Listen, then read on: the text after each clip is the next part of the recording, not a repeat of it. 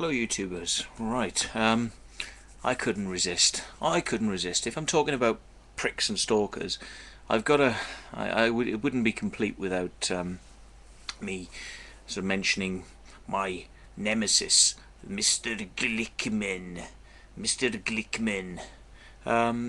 Basically back in the day when I was trying to sort of coax researchers into understanding the truth about crop circles, I contacted Michael Glickman, trying to give him the opportunity to come out and see a crop circle being made. That was my original intention, and he didn't want to know. Anyway, after I sort of got incensed with hearing all the bullshit he was putting out about this crop circle subject, including, now we kind of know now that he basically thinks he's in direct contact with the aliens. He hears the voices in his head, and well, okay, he's got not Parkinson's, what's it called, multiple sclerosis. He's sort of got advanced multiple sclerosis, which apparently can have an effect on the old noggin. He could be a little bit, sort of ill with that. So we have to give him a bit of space, I suppose. But basically, I was incensed by hearing him on US radio, unchallenged, talking about the crop circle subject. Saying, these circles can't be made and this has this energy and all that. So I thought, well, I'd try and let him know that a particular circle he thought was definitely real was not made by aliens. It was made by people. So I picked a design. I contacted the radio show host Whitley Strieber and put this idea to him that Glickman was well off on his crop circle information and really didn't know anything about it at all. And Stryber suggested the idea of me giving a design beforehand, before I made the circle, and that he would act as a sort of, holder of this information. He would give it out later on to reveal that he knew this circle was man-made.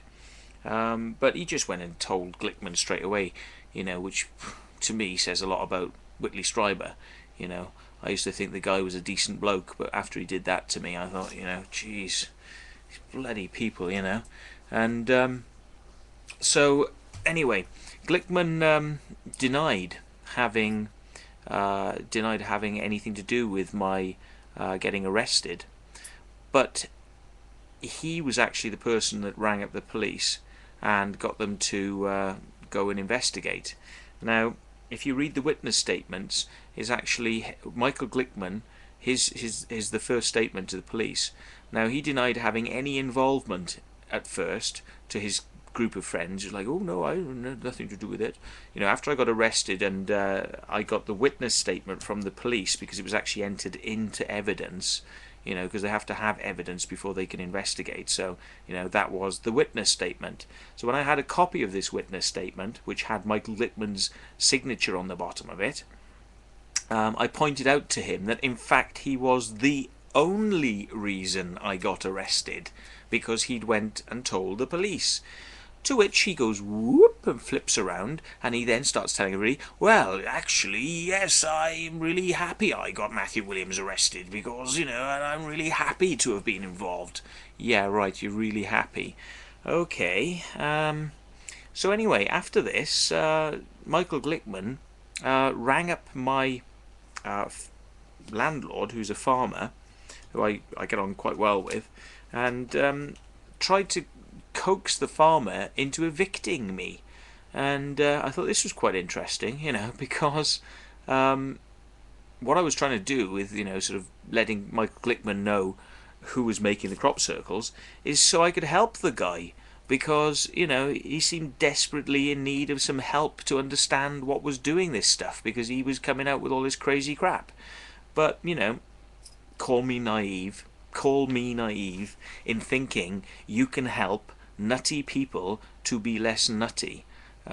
Yes, perhaps I am a bit naive, because people who are completely nuts probably aren't going to listen to you. And this definitely goes for Mr. Glickman. So, just a little bit of gossip for you there. And, it's just interesting, that tried to get me kicked out on the street. Charming. Nice one, Mr. Glickman. And well, there's probably a whole host of other people I could talk about, including Fiona Johnson, who is basically the one that broke her confidence and told everybody in the local area that we were making crop circles, and that had the effect of nearly causing one person to commit suicide, because they were so upset with the news that we were making crop circles, and we were known to this person. And Fiona Johnson, after going and telling everybody that she could, with the perverse pleasure that she seems to take in negative things like that, that really screwed up everything, and to be honest, after she went and did that, that's why I started telling people about why I'm making crop circles in a more open sense, because I had to defend why we were doing it, and the fact that we believed that what we were doing was actually positive. And we'd had strange experiences, and we wanted people to become involved, and every new circle maker that was coming on board, we were trying to get them into this whole thing of, crop circles are strange, they generate paranormal energy, other people will have strange experiences in them, and you're carrying this tradition on. And Fiona, being a witch, and a black witch at that, I would add, she's trained her kids to be little bastards. She's got two girls, right? And to be honest, I'd never until I met her, met a person who was so capable of lying to your face, and hateful lies, and basically had trained her two girls to be the most obnoxious, nasty pieces of work you could possibly imagine. And she sort of, I remember before all this stuff about the circle making came out, I stayed round her house, because I didn't actually have a place to live down here, and I was living in my car for about a year, and I needed a place to sleep and to shower and stuff, and Fiona said that I could stay at her place, and I thought, well, very kind of you, very kind offer, sort of thing. And whilst I was there, my friend Paul was staying there, the other circle maker that I used to do a lot of work with, and we were the team, we were the team that worked from 1992 to 2000, doing a hell of a lot of crop circles in Wiltshire.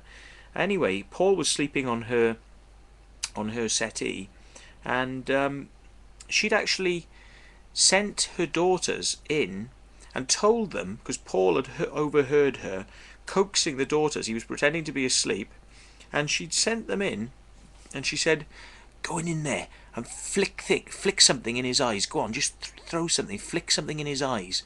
And that is one of many examples I could tell you about Fiona Johnson. Now, what sort of sick, twisted bitch tells a child to go and flick something in somebody's eyes?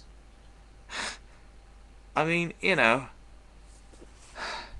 Anyway, needless to say, with complete arseholes like this, generally they get known quite quickly. And Fiona has a habit of pulling up roots and moving all the time. And this tends to be because everywhere she goes, she gets hated by the people around her. And she has to move because I'm sure on some levels it probably becomes death threats against her with the type of behaviour that she pulls off. And, she's been caught spreading the most horrendous lies about people in, like, the Barge Inn, and she's been asked to leave. People have said, look, there's the door, just go, because we're not going to listen to this crap from you anymore. And she's like, ooh, ooh, and it's like, oh, I've done nothing wrong, I'm all innocent, and ooh, but, people don't wear it. So Fiona Johnson, put her on my prick list. All right, Fiona, you bitch.